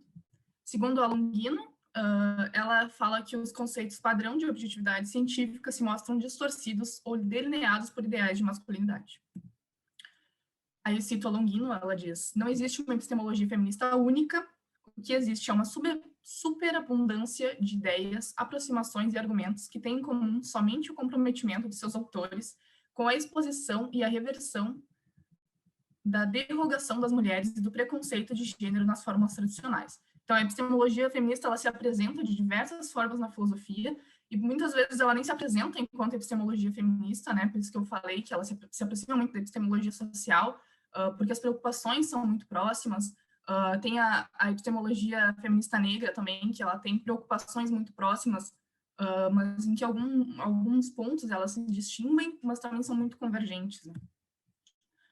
Então, a epistemologia feminista, ela mostra como os modos de gênero influenciam nessas concepções de conhecimento. E os epistemólogos e cientistas feministas apontam que as práticas de conhecimento dominante desfavorecem as mulheres e os grupos subordinados por excluir as mulheres da investigação, negar às mulheres a autoridade epistêmica, desacreditar estilos cognitivos que performam feminilidade, como a narrativa, produzir teorias e fenômenos sociais que tornam mulheres inferiores, ou ainda que são significativas apenas para o interesse masculino, produzindo teorias que tornam os interesses das mulheres ou relações de poder de gênero invisíveis, produzindo conhecimento que não seja útil para pessoas subordinadas ou que reforce as hierarquias de gênero. Então, quando se pensa na dimensão epistemológica do feminismo, na história, a gente se propõe a discutir os relevos éticos e políticos. A gente não está falando apenas de epistemologia, mas também de como a ética e a política perpassam a epistemologia, porque a epistemologia ela é feita e composta por pessoas, e essas pessoas elas estão situadas em um campo que é ético e é político, né? Então, firma-se a possibilidade de crítica às formulações que são abstratas, tidas por universais e neutras. Parte-se do pressuposto de que os movimentos feministas surgem e se desenvolvem ao longo do tempo. De acordo com Guadalupe, a epistemologia feminista realizou um aporte substancial no campo dos saberes, na medida em que resgata as experiências das mulheres que já foram levadas em consideração que jamais foram levadas em consideração pelas teorias tradicionais. Nas ligações entre os gêneros, a busca de isonomia e o reconhecimento da diferença entre as mulheres e os homens só alcança sentido e importância fática por força das lutas incansáveis do feminismo na história, como uma voz que costura e dignifica as diversas vozes sociais e políticas. O feminismo surge como uma grande eco que modifica as formas de ser e dever ser dos comportamentos humanos em sociedade, refutando falsas posturas morais assumidas como universais, quando apenas manifestam um latente desejo de permanência viril no poder. Então, aqui, esse é um texto da professora Magda Guadalupe, e ela tenta mostrar, né, que esse universal, entendido como metafísico, ele é um tipo de poder, como a Dani ressaltou também, um tipo de ignorância perniciosa, né, que a gente mantém para se manter no poder, e não reconhecer aqueles tipos de subalternidades que existem no conhecimento, né? Então, as três ondas do feminismo afirmam a impossibilidade de um discurso neutro sobre a condição humana. As denominadas ondas do feminismo se identificam temporalmente por distintas prioridades, levantadas e defendidas nos movimentos e suportes teóricos a elas afeitos, no reconhecimento dos direitos e deveres das mulheres.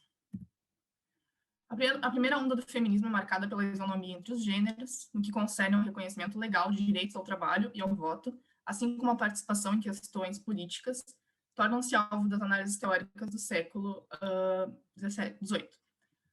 O amplo movimento de desigualdades fica marcado nas obras da Olympe de Gouges, da Mary Wollstonecraft, quando elas respondem à Declaração dos Direitos Universais do Homem e da Mulher, né? Trocando todos os momentos em que a declaração, que é dita universal, contém formulações que são masculinas, e elas trocam por palavras femininas e percebem que essa formulação, então, não se aplica a todos os tipos de pessoas, né? Contudo, vale ressaltar que desde a antiguidade se encontravam formulações que reconheciam os lugares que as mulheres ocupavam na sociedade. Legislações antigas, sobretudo gregas e romanas, exemplificavam com tenacidade o papel e o valor diminuto imposto às mulheres perante os homens. Mas foi somente na modernidade que a consciência das reivindicações pontuais adentrou no universo das mulheres. O feminismo é defendido por Guadalupe como uma forma de enfrentamento às imposições patriarcais em suas diversas manifestações. Então, nessa tentativa de entender o universal iluminista, as mulheres não querem, então, estar fora desse universal feminista, e elas tentam, então, participar desse universal. Então, foi o direito de sufrágio universal, um divisor de águas, jurídico-político. Antes disso, os livros tidos como sagrados, como as escrituras, assim como as legislações variadas, tratam a mulher da perspectiva das vozes masculinas. Então, as mulheres, nessa primeira onda, elas não existem no campo do conhecimento. Todo o conhecimento é escrito e descrito a partir das vozes dos homens, né? A filosofia, especialmente a de Aristóteles, entendia as mulheres como inferior ao homem, e tal entendimento foi corroborado pelas interpretações medievais e renascentistas. Da antiguidade à modernidade, as mulheres são representadas antes de serem descritas ou narradas. Foi preciso que algumas figuras femininas ousassem se erguer para que uma distinção de vozes entre os gêneros fosse reconhecida. As mulheres desse período pretendem reivindicar para si os princípios iluministas da universalidade, na medida em que se servem dele para uma luta por igualdade de direitos. Na segunda onda, enquanto a primeira onda estava ligada a valores individualistas e reformistas, a segunda onda possui um caráter coletivista e revolucionário. Os movimentos do século XX são marcados pela liberação da mulher. Críticas ao papel desempenhado pela mulher como uma política delicada e passiva. No ápice do movimento de liberação da mulher, surgem as manifestações das mulheres negras, as quais propõem reformas contra o imperialismo e o racismo. As mulheres lésbicas também se associam aos movimentos internacionais relacionando sexualidade e política. A segunda onda do feminismo é marcada por constante ativismo pela procura de uma teoria que fosse suficientemente abrangente. Uma obra principal dessa perspectiva da segunda onda feminista é O Segundo Sexo, da Simone de Beauvoir, e nessa obra ela compreende a mulher como uma construção cultural, a qual pôs numa dimensão de alteridade. Seu lema, não se nasce mulher, torna-se mulher, reafirma que nenhuma determinação biológica, psicológica ou econômica pesa sobre a mulher, senão por razões culturais. Se a categoria do outro mostrou-se fundamental na formação da subjetividade humana, construída ao longo da história, os homens reivindicaram para si a dimensão do sujeito eu universal, na categoria política ontológica do mesmo, do próprio, daquilo que se vinculou à esfera pragmática da identidade cultural, legando às mulheres a esfera de alteridade entendida como exclusão. E aqui a gente tem uma falsa universalização, então, porque não considera... A Simone de Beauvoir quer que as mulheres sejam inclusas nessa teoria universalista masculina, porém ela não considera a diversidade que existe entre as próprias mulheres. Essa diversidade só começa a ser considerada a partir da terceira onda do feminismo, né? Então, se reconhece nos movimentos feministas do século XX que uma variedade de mulheres situadas em posições culturais diferentes se recusava a se reconhecer como mulher. Isso porque o feminismo demonstra o caráter patriarcal da cultura. Testou, assim, a pretensão de expansão dessa categoria. Butler problematiza a normatização da teoria feminista na reconstrução de um sujeito mulher corpóreo. Adriane Cavareiro destaca como o sujeito da metafísica foi concebido pela negação do corpo ascético, colocando sempre como referência o corpo masculino, enquanto a subjetividade feminina é relegada a impossibilidades históricas. O que a terceira onda problematiza é a possibilidade de que outras categorias fundacionais de identidade possam ser continuamente revistas. Na verdade, a terceira onda é chamada a responder às exigências de um mundo em transformação, mundo esse que chega até nós, no século XXI, ainda pleno das contradições vividas culturalmente. As teses principais voltam-se, portanto, para a aceitação do pluralismo, seja pela forma de ser e conceber o feminino na cultura, seja pela variação de incontáveis formas de opressão vividas em situações diferentes e simultâneas por todas as mulheres, Suas bases teóricas visam a desconstrução de determinações essencialistas, no que concerne raça e gênero, e revelam a dimensão política em que se assentam questões feministas. Eis que o feminismo demonstra-se como grande voz que realça diante das vozes de todas as mulheres em seu complexo processo de construção de identidades e de gênero, na diferença e na pluralidade cultural dos vários tempos de existir humano. Não se trata, contudo, de uma voz uníssona, mas composta de sons variados que instauram a produção de oposições pouco discretas como forma de criticar a matriz cultural patriarcal. Então, aqui também não se diz que a mulher pretende, o feminismo pretende de vez relegar ao universalismo, mas aceitar esses diferentes tipos de uns que existem dentro desse universal, né? Então, dentro da epistemologia feminista, a gente tem 3 teorias, que são a teoria do ponto de vista, o pós-modernismo e o empirismo feminista. Essas teorias, elas são diversas, mas entre si elas têm a teoria do ponto de vista,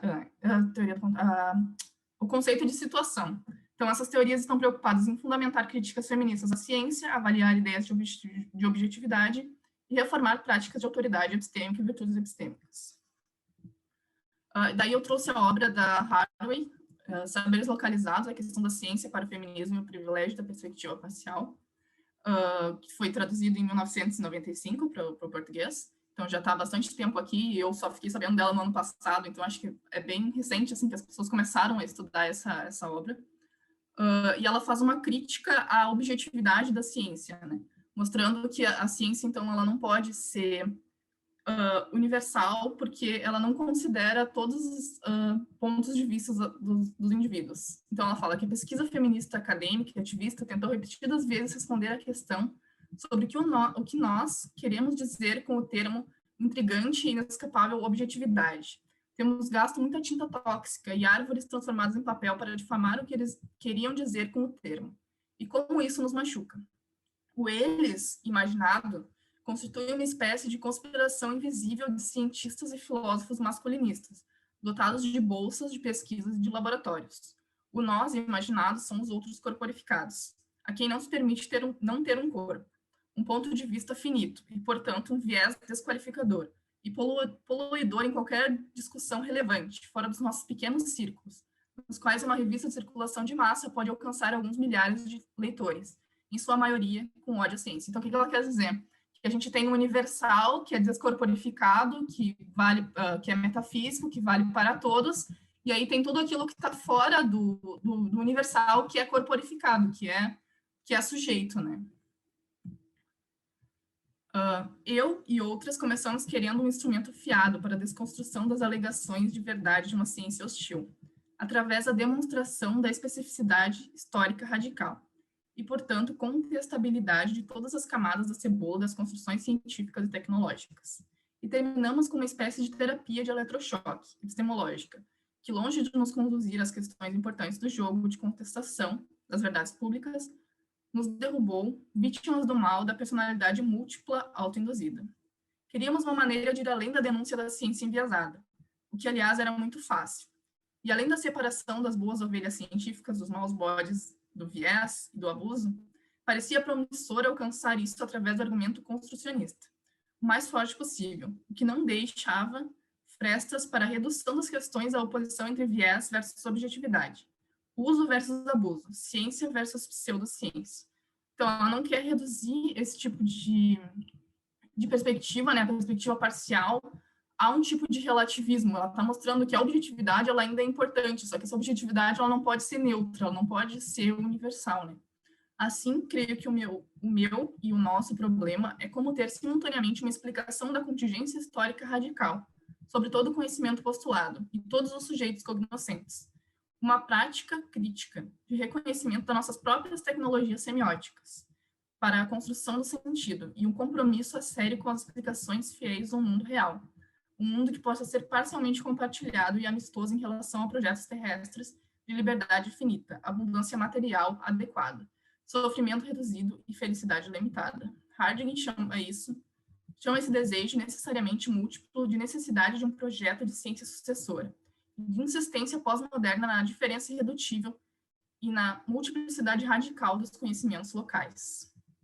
Então, aqui ela chama atenção para que parece que esse conhecimento, né, tradicional, ele exclui todas as outras matrizes de conhecimentos existentes, relegando esses outros conhecimentos a serem corporificados, a serem uma outra idade, né? Então, ela fala, não queremos uma teoria de poderes inocentes para representar o mundo, no qual linguagens e corpos submerjam no êxtase da simbiose orgânica. Tampouco queremos teorizar o mundo e muito menos agir nele, em termos de sistemas globais. Nós precisamos de uma rede de conexões para a Terra, incluída a capacidade parcial de traduzir conhecimentos entre comunidades muito diferentes e diferenciadas em termos de poder. Precisamos do poder das teorias críticas modernas sobre como significados e corpos são construídos. Não para negar significados e corpos, mas para viver em significados e corpos que tenham a possibilidade de um futuro. Né? E aí ela mostra aqui que, então, a gente tem que pensar numa forma que esse conhecimento europeu possa aceitar os outros tipos de conhecimento sem se sobrepor a esses outros tipos de conhecimento. Então, a moral é simples, apenas a perspectiva parcial promete a visão objetiva. Essas são lições que aprendi, em parte, caminhando com meu cachorro, refletindo sobre como seria um mundo sem a fava e com poucas células na retina para proporcionar a visão, em cores, mas com uma enorme área de processamento neuronal e sensorial dos cheiros. É uma lição disponível a partir das fotografias de como o mundo parece visto pelos olhos compostos de um inseto, ou até das câmeras de um satélite espião ou dos sinais digitalmente transmitidos por satélites das diferenças, perto de Júpiter, e que se transformam em fotografias coloridas nas mesas do centro nas salas de visita. Os olhos, disponíveis nas ciências tecnológicas modernas, acabam com qualquer ideia de visão como passiva. Esses artifícios protéticos nos mostram que todos os olhos, incluídos os nossos olhos orgânicos, são sistemas de percepções ativos, construindo traduções e modos específicos de ver, isto é, modos de vida.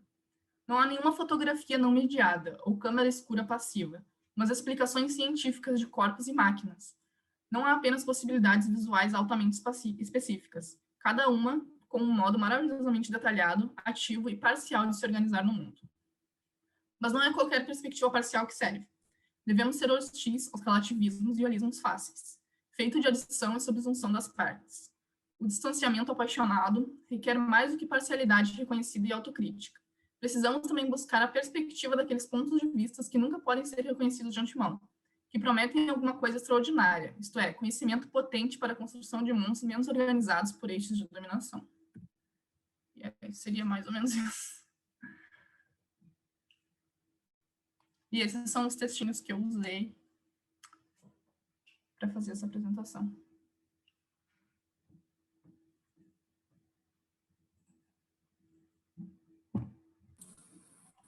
Bruna, eu ia te perguntar a bibliografia, que bom que você botou ali.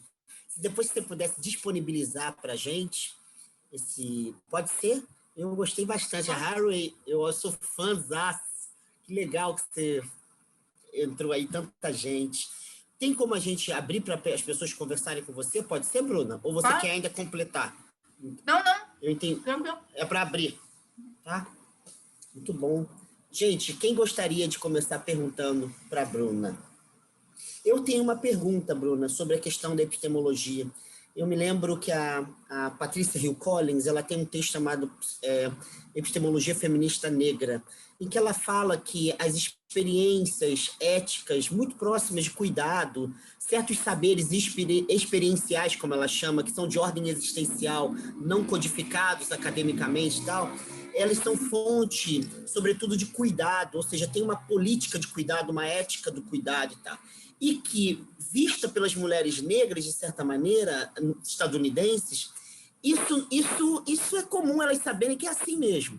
Vista pela academia, aquilo ali, na verdade, é um particularismo que não tem epistemologicamente muito fundamento.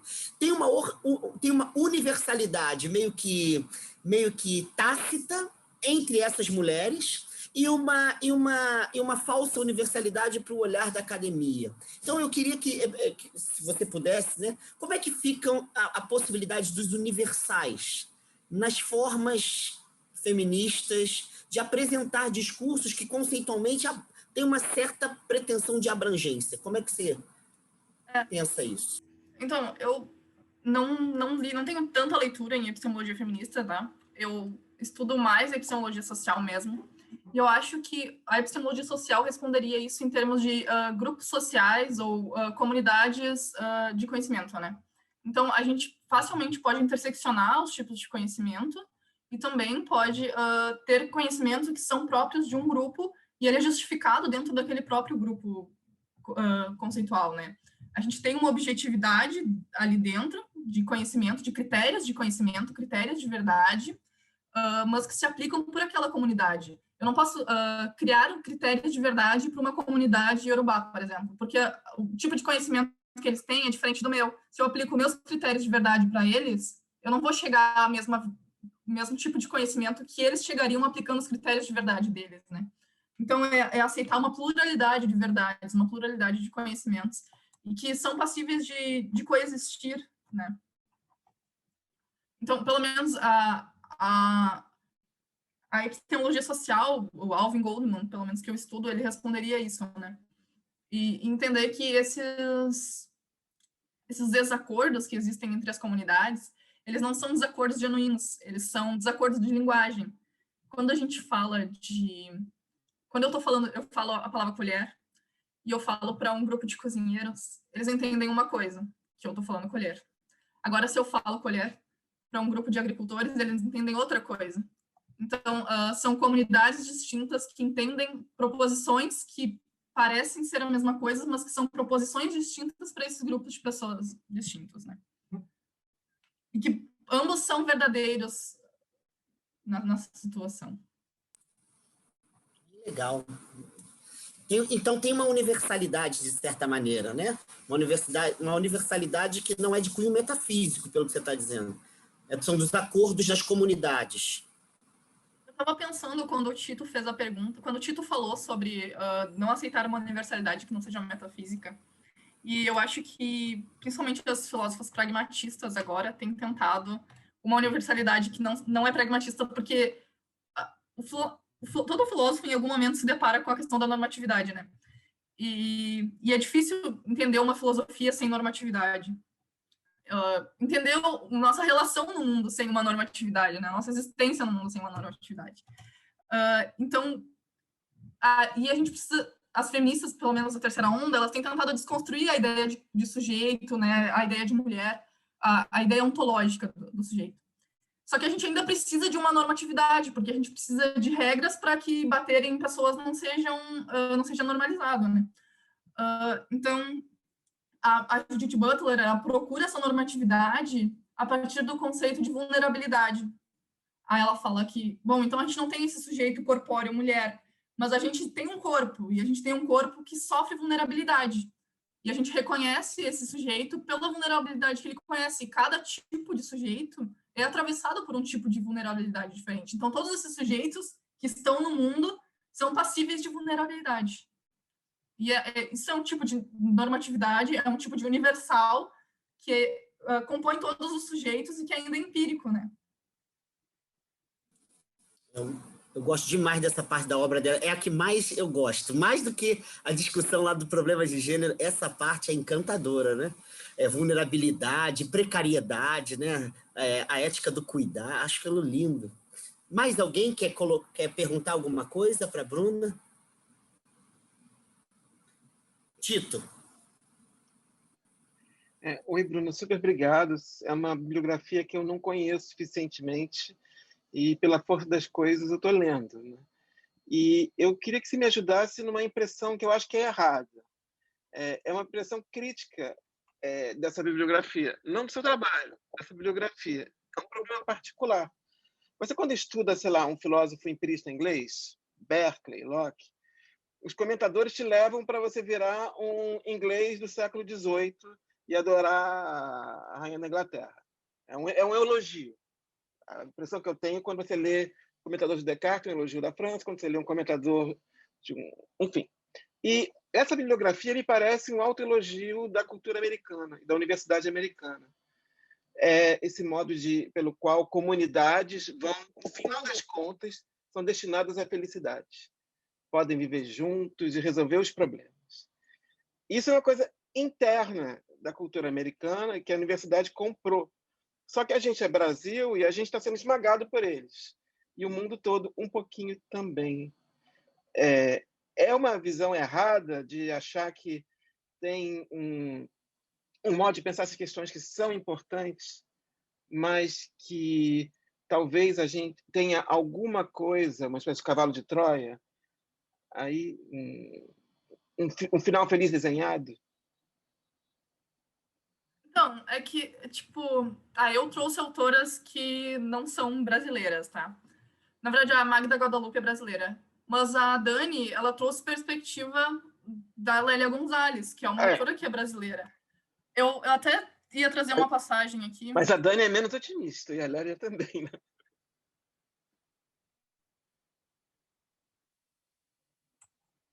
Vou colar aqui no chat. Tem essa passagem da Lélia Gonzalez que eu gosto muito. Que ela também, apesar de não ser tão otimista, ela também tá chamando a atenção para que esse... Ela fala, né? Engraçado como eles gozam a gente quando a gente diz que é Flamengo. Chamam a gente de ignorante, dizendo que a gente fala errado. E, de repente, ignoram que essa presença do R no lugar do L nada mais é que uma marca linguística de um idioma africano, no qual o L não existe. E ela também está chamando a atenção para esse conhecimento universal que está sendo... esse conhecimento que está sendo excluído pelo universal, né? Porque a gente tem aqui a nossa língua, que é característica do português, de Portugal, e aí a gente exclui aquele tipo de língua que é originária do nosso país, né? Então, ela também tá remarcando esse tipo de problematização, sabe? E vários outros autores, como a... Como é que é o nome dela? Celi Carneiro, ela trabalha com o conceito de epistemicídio também, que vai muito nesse caminho, assim, né? O epistemicídio de quando você mata o conhecimento de outras culturas, né? Mas eu não sei se é um otimismo, porque eu acho que é uma constatação, assim, de que, olha, vamos perceber que a gente está fazendo isso. Não quer dizer que, pelo menos academicamente, é o nosso papel reconhecer que esse conhecimento existe, né? E que a gente precisa estudar os filósofos que estão aqui, que a gente também tem conhecimento, a gente não precisa só buscar conhecimento de fora. Certo, claro. Tito, obrigado. Deixa eu só ver se eu consigo botar aqui. Eu estou aqui meio atrapalhado, mas eu não sei se a apresentação da Daniele não foi otimista, né? Porque ela falou expressamente que acreditava no diálogo, e assim também falou o Henrique, né?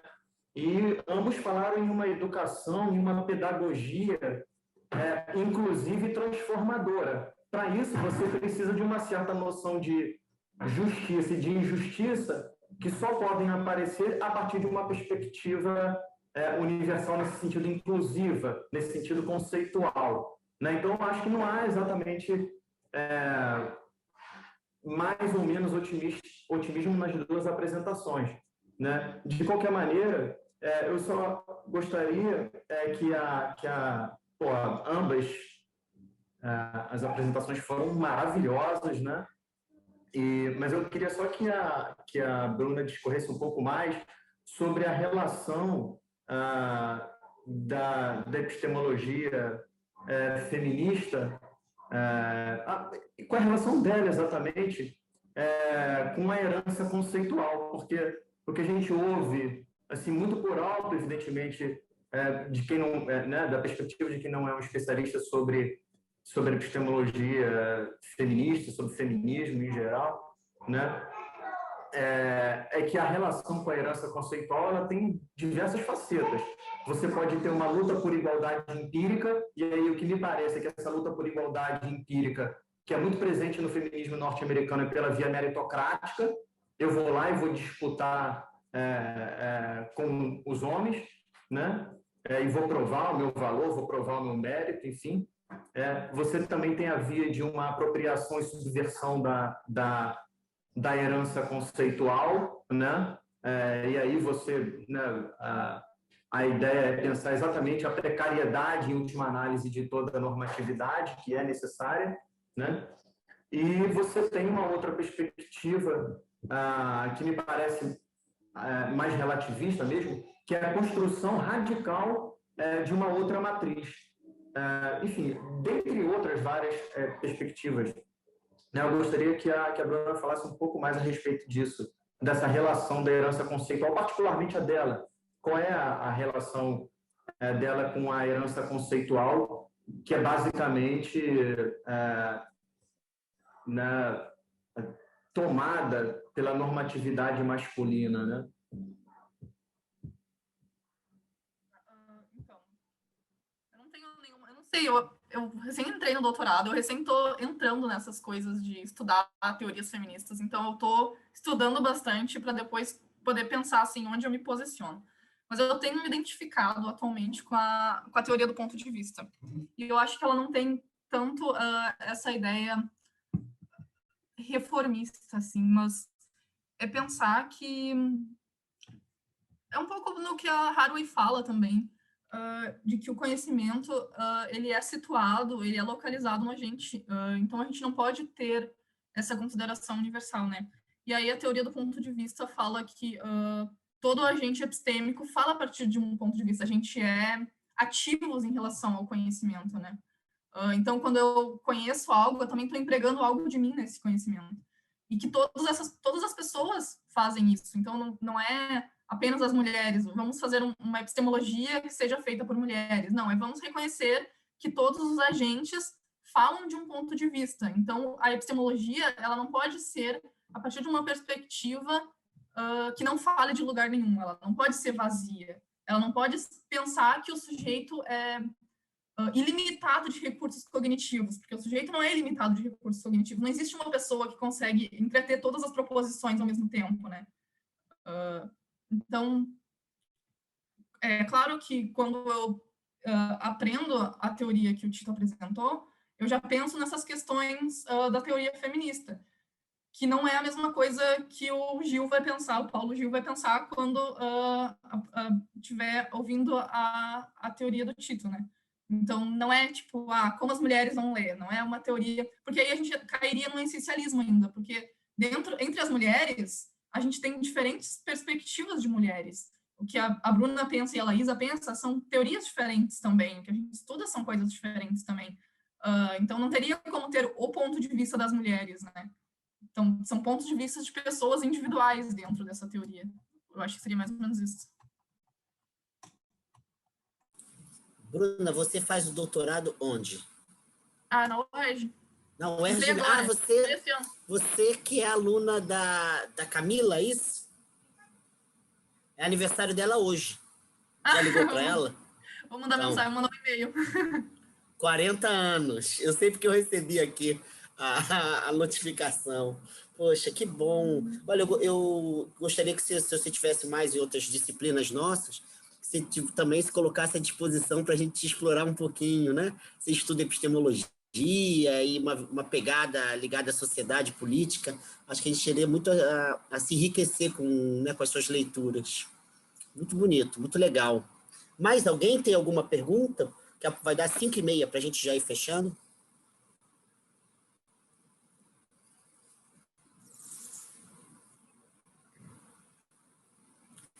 Se não tiver, Bruna, obrigado, tá? Eu gostei demais. Foi muito bom. Gostei demais, demais. Você foi uma bela professora mesmo, assim, pedagogicamente dividiu tudinho. Eu me senti aqui, sabe quando você está sentado num banco e fala assim, ai, que boa essa professora, né? Explica bem, palatável, comenta legal. Obrigado pelo que você fez pela gente hoje, tá? Muito obrigado. Tá bom, amiga?